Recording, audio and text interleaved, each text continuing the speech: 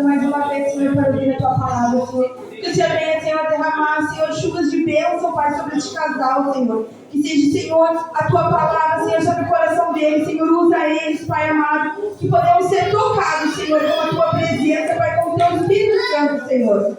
Te agradecemos, Pai, por mais essa oportunidade, Pai amado, em nome de Jesus. Amém. Cumprimento a igreja com a paz do Senhor. Paz do Senhor. Cumprimento a igreja com a paz do Senhor. Paz do Senhor. É minha primeira vez pregando, então eu estou nervoso. Quem não sentiria nervosismo, né?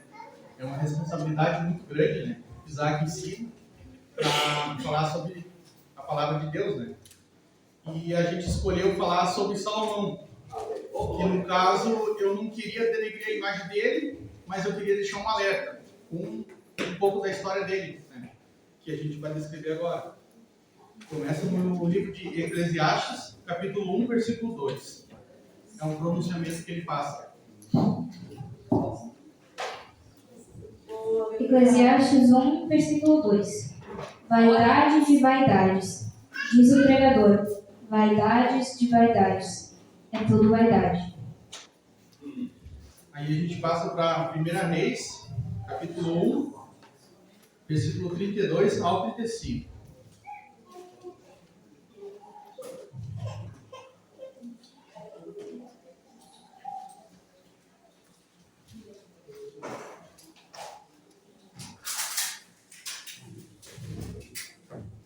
E disse o rei Davi: Chamai-me Zadok, o sacerdote, e Natã, o profeta, e Benaia, filho de Joiada.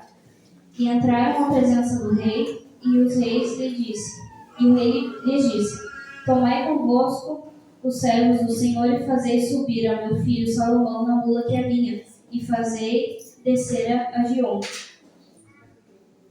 E Zadok, o sacerdote, com Natã, o profeta, ali ungirão rei sobre Israel. Então tocareis a trombeta e direis: Viva o rei Salomão.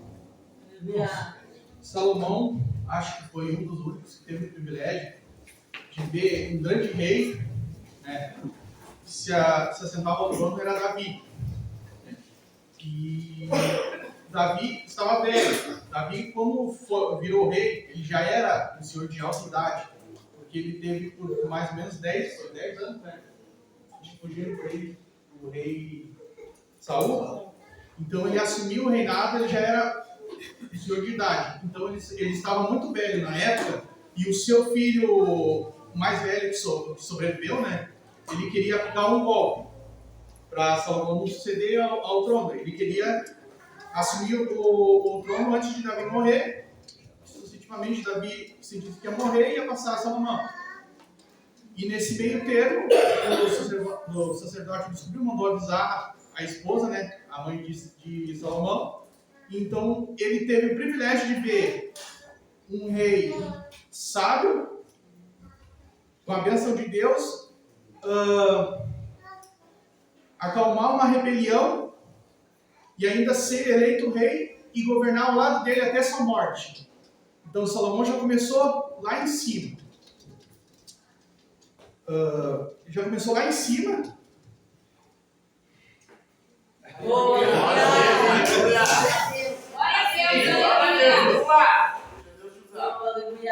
Salomão já começou vendo maravilhas em seu reinado. Então, Deus chegou nele e ele, além de ser o filho que Davi escolheu, Salomão foi amado por Deus. E nisso Deus chegou nele e disse que ele daria qualquer coisa que ele pedisse. Tá no? Em 1 Reis, capítulo 3, versículo 5. E em Gibeon apareceu o Senhor a Salomão de noite em sonhos, e lhe disse: Deus, pede o que quiseres que te dê. Irmãos, eu acredito que, para mim, Salomão já era sábio o suficiente, tá? Porque, normalmente, quando se tem se chegasse para nós, dependendo da situação, e perguntasse: o que tu queres?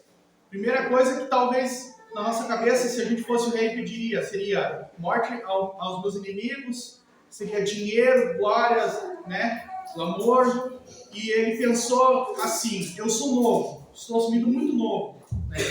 Então eu preciso de sabedoria para julgar e lidar com esse povo. Então ele já começou a pedir certo, e Deus se agradou do pedido dele e deu sabedoria para ele, sabedoria ao qual acredito que foi a pessoa mais sábia que pisou no mundo até hoje. Oh, aleluia! E a sua sabedoria chegou a um ponto de chamar uma rainha muito famosa na época, que seria a rainha de Sabá. E tem uma declaração dela na Bíblia, que diz, no caso, diz que ela escutava rumores dele e ela foi em pessoa, levou presentes, isso e aquilo, para conhecer a sabedoria. E ela descobriu a sabedoria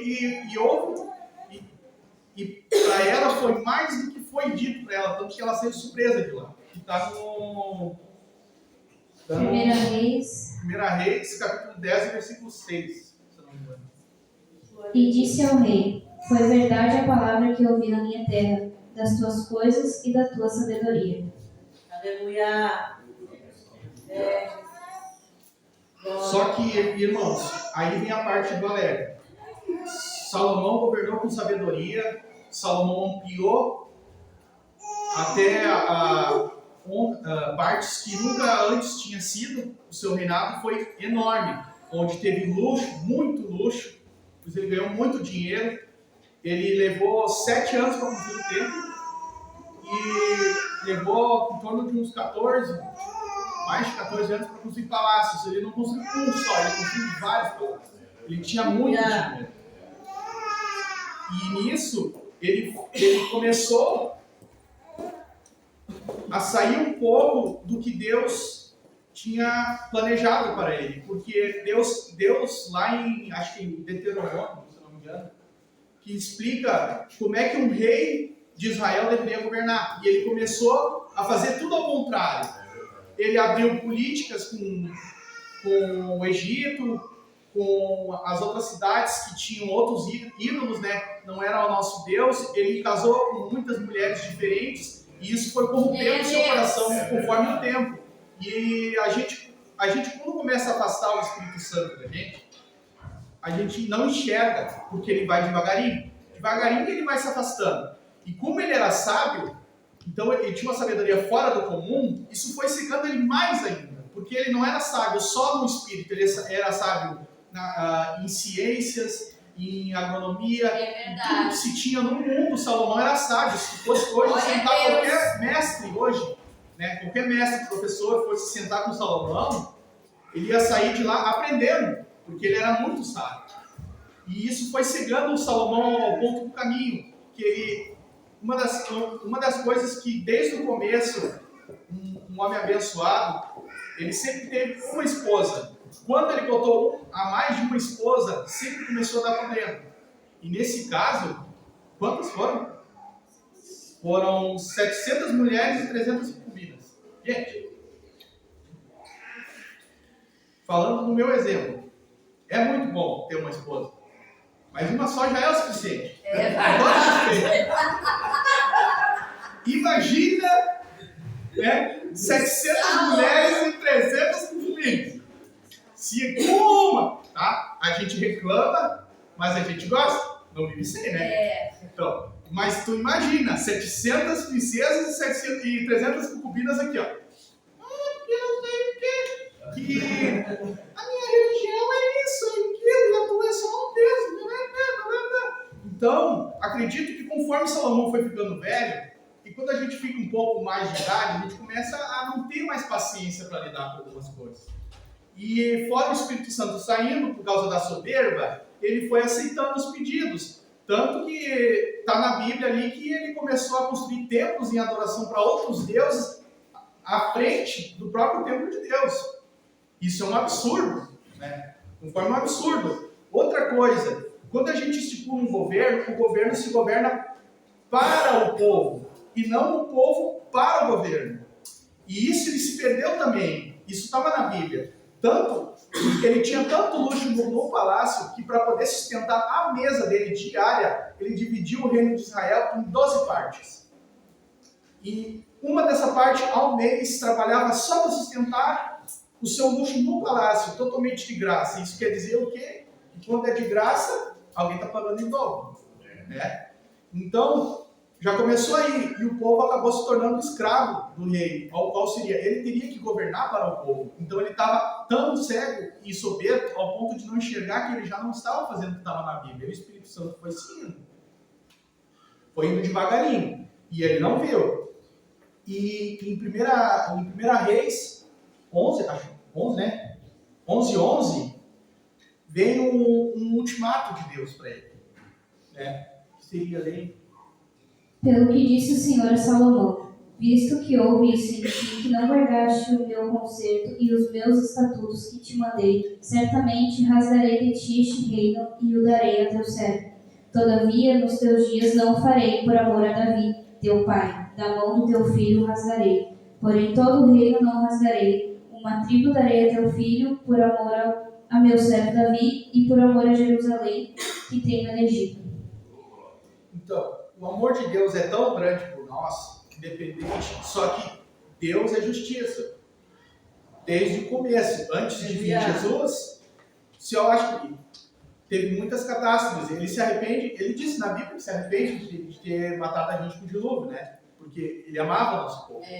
Então, ele ao decorrer dos tempos, ele deu chances a Salomão, para Salomão se redimir. Só que Salomão estava num ponto, num auge, numa sabedoria, que ele achava que isso não vai acontecer, porque ele é o filho do cara da promessa, que é dali que vai vir Jesus. Que ele foi abençoado, que ele é amado por Deus, e ele não deu ouvidos. E em vez de adorar a Deus, ele começou a adorar aos outros deuses. Relatos de que ele ia adorar, fazer oferenda aos outros deuses que ele fez, os outros templos, né? Então Deus disse que ia recair sobre o filho dele, porque ao amor a Davi, ele disse que não ia acontecer isso no reinado de Salomão. Então Salomão viveu, e quando Salomão morreu, começou a repartição. Já começou que o povo chegou no filho dele e disse assim: olha, Salomão caiu pesado sobre nossos ombros. Se você não, se tu aliviar a carga que a gente tem tributária, a escravidão que a gente está tendo, a gente governará em prol de ti, e será o nosso rei, isso e aquilo. E é um cara que estava na época, ele viveu no castelo, no luxo do castelo, né? E nunca precisou fazer esforço, ele foi aos seus conselheiros, pediu 3 dias para responder. Foi nos conselheiros antigos de Davi, de Salomão, e eles disseram: não, atende ao povo. Eles estão certos, atende ao povo. E aí ele não gostou da resposta, e ele foi aos amigos dele. Os amigos dele disseram que era para sentar a lenha. Quem era o rei era ele, o dedo dele era mais grosso que não sei o quê. O que aconteceu? O servo dele, ao qual Deus denominou, ia se revoltar contra ele, levou 10 tribos. E só deixou 2 para ele. Então, o reinado de Salomão, o qual começou aqui, ele terminou abaixo.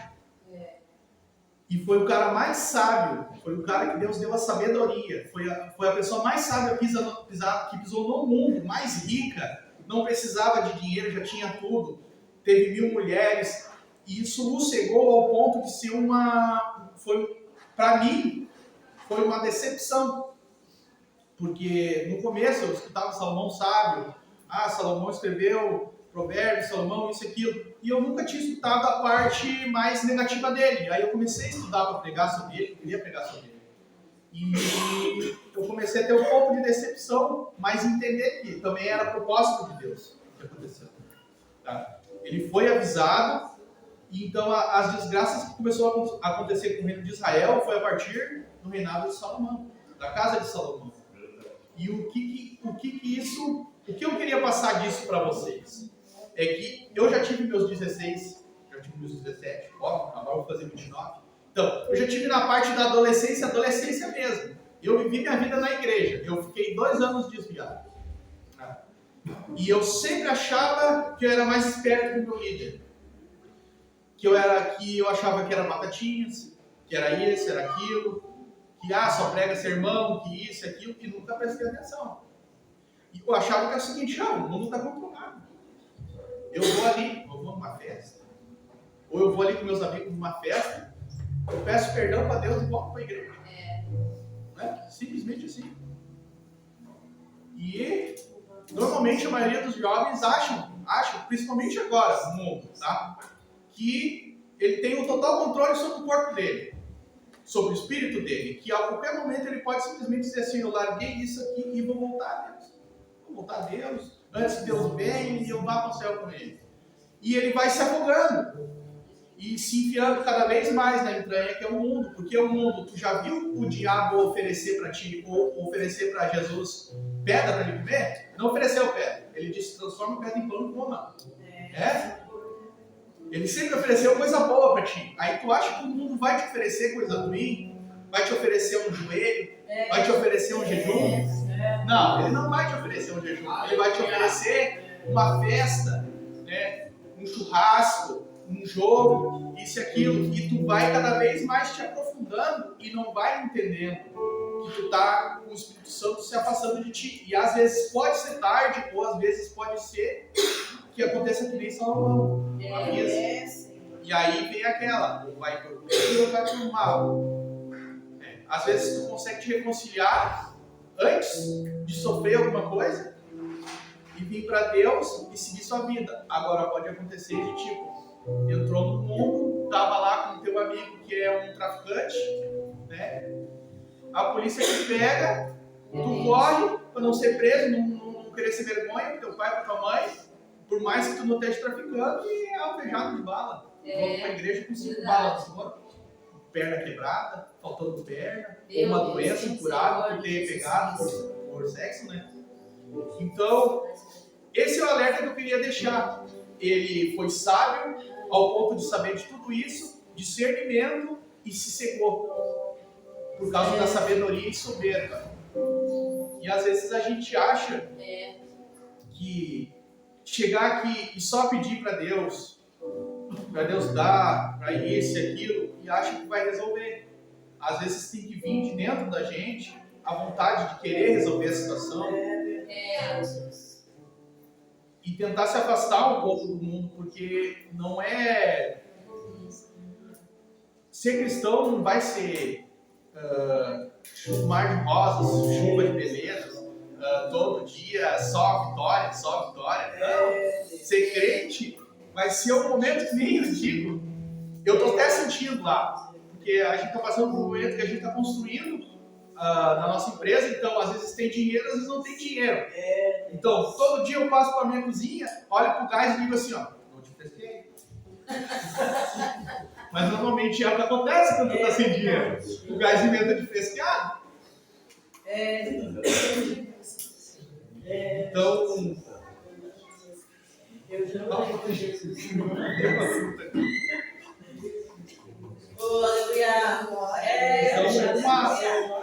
Uma palavra curta e reta, né?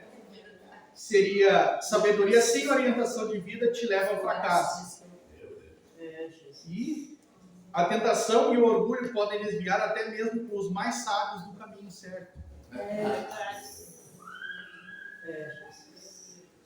Aí o que eu quero passar para vocês: a gente às vezes tem que abrir os olhos para o lado. Não pode simplesmente chegar na igreja, viu a irmã que não gosta, ou viu o cara que vai pregar e não gosta. A gente se cegar, fechar os olhos, sentar no banco e esse cara vai pregar, eu vou fechar os olhos, vou virar a cara e vou ficar funcionando no celular, então eu vou dar uma banda. Porque às vezes pode ser esse cara que Deus usou para falar contigo. Aquilo que você quer saber. Às vezes tu chega, mas Deus não me responde, mas tu prestou atenção no que o cara pregou aqui em cima?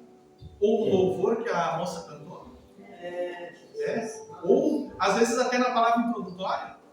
Já vi acontecer. De pessoas queriam uma resposta, a pessoa vai lá simplesmente olhou assim, fulano de tal, venha ler a palavra introdutória aqui para nós. e ela puxa lá justamente a palavra que a pessoa precisa. Na hora que falou, a pessoa caiu nada. Mas ela estava com os olhos e os ouvidos abertos. Ela não estava cega. É uma pessoa que eu não gostei. Então eu acredito que muito disso vem de nós. É um pensamento meu. E era isso que eu queria passar para os irmãos. Só para... um pequeníssimo complemento que eu queria dizer é que a gente não vai receber a bênção se a gente não for obediente à palavra de Deus. Maravilha, respondendo o talento, hein? Vem cá, Bruno, vem louvar aqui, quem vai louvar?